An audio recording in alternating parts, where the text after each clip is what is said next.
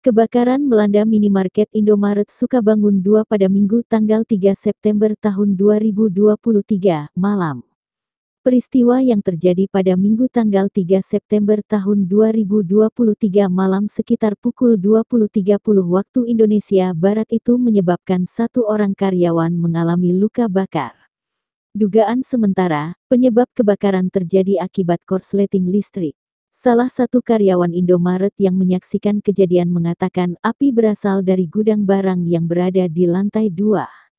Dijelaskan, saat dirinya mengecek ke gudang atas dan mencoba memadamkan api, tiba-tiba ada suara ledakan dari salah satu produk penyemprot nyamuk.